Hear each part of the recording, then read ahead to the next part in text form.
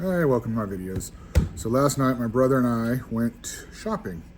We went and looked online. I found a box that I wanted. The only one that was available was way on the other side of town. It was like a 45, 55-minute drive.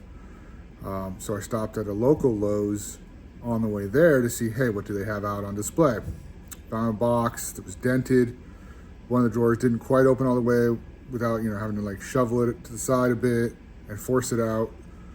Talked to the manager, was gonna get a discount, but I didn't like the drawer setup, right? I felt that that would still give me the problem that my current box does.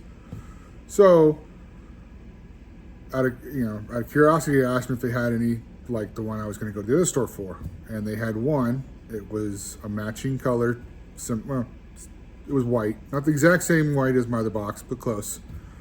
And the other one that I was gonna get was black. I liked the other one at first, but I didn't want to drive all the way to the other side of town to get it. So we went and found it. It was the last one in the store. Brought it home. Brother and I unloaded it, assembled it, and then I used it to actually help me assemble my engine stand that I'll show you here in just a little bit. You can kind of see part of it there. It's the one that you manually crank over to turn it instead of gear driven instead of just this big pole. So it'd be perfect for working on the 454 or the, if I get a Duramax in the future. Put my 350 on it too, but I don't need to. So I'll turn the camera around, show you what we've got. Kind of little shop view here, raw footage of it. And if you have any ideas on what I can do to make this shop better, or if you have any sets of tools you're willing to sell for cheap, let me know. Thanks. We have updates.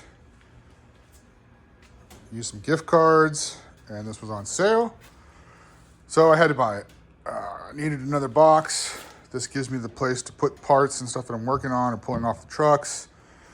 I actually used it last night to assemble my other engine stand. I had to get one that can hold the 454 up and would be easy to turn it over. I've been working on the motor. Table is still a mess, but getting better. Every little bit helps. We got the top of the box somewhat done. That is my, probably never gonna use it, but I wanted a kit with all these different sockets and wrenches for general stuff. Here it is. It may end up in one of the trucks. Shout out to Coleman for all the parts. Box is coming along here. This is my little charging station. Got my lights sitting up there, USB cable to charge it, charge my little blue flashlight. Still a horrible mess, not organized most of these yet. Do have my drill bits, my sockets, or my impacts, I'm sorry, and the drill, the blower, basically all my Milwaukee stuff. A couple of the batteries, but not all of them. That's gonna be the new. Scissors, pliers, the spring compression wrench, some steering wheel puller because it's out of a box, so I had to put it in a little tray. It's all my screwdrivers. This is all my surplus screwdrivers. I'll show you what's in the other box here. Completely unorganized here. This is just chaos, but I just have too many incomplete sets. Same with just incomplete sockets now.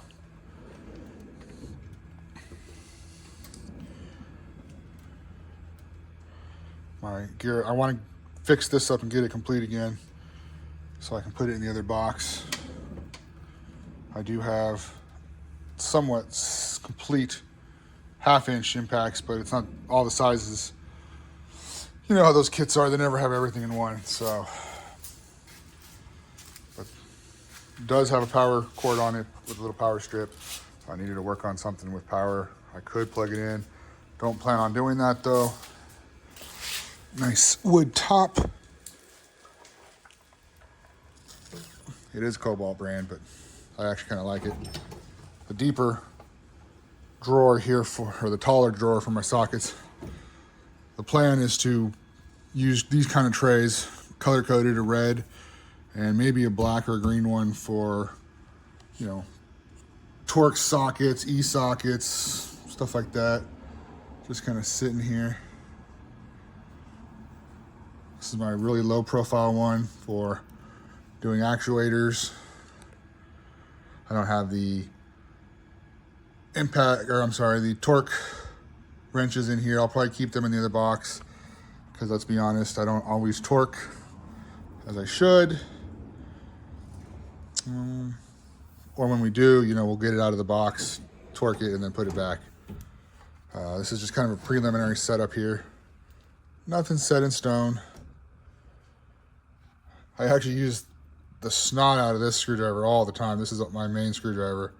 It's like $3 at AutoZone or something, you know, at the cash register. I have a set of picks. I do have a couple other sets in that box. And I have my red boxes there that are gonna just be even more overflow. The idea being what I use most of the time will be in this box. And hopefully if I can't find it in here, it'll be in one of my other boxes. Just starting the standard sizes here. Of course, I've got the metric.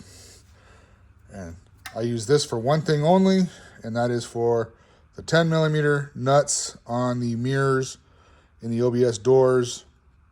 It's hard to get another size in there, or another non-flex head, so I use that just to get those out. I mean, I can use it for anything, but I bought it specifically for that, so it sits on its own. If I get flex head, they'll probably go in one of these standard ratcheting wrenches, or not standard, metric, but just fixed heads. You know, I may change that up, but I do like having it separated. I don't think I have anything in these yet. Yeah, so those are all still empty. And I believe this one's empty. No. Adjustable wrench. Not really sure why that's in there. Don't know where that'll go yet. And again, one more look at those sockets. So if you've got any ideas on ways to improve this, I was looking at maybe instead of these trays, using just the standard magnetic strips that the sockets sit in. Those come labeled though, or usually come labeled, I've seen. And I don't want something that's labeled in case I get more or less than what it comes with, right? I don't want to have a tray that says 7mm sockets on it and I don't have a 7. You know, my kit starts at 8 or something. There's the box that it came in. Beautiful day now. So, got the paperwork printed to get this motor back out of here. They're coming in 2 days to pick that up. So if you see anything that you think I could do to improve the shop, please let me know, because it's a lot. And for those wondering, all those little air gaps you see on the top there are open to the outside, so I've got to find a way to keep bugs out of here, because this is not a sealed shop and I don't want any more mud daubers. Pretty sure if I'm in here a lot more, they won't be in here, but we'll see. So that's all for now.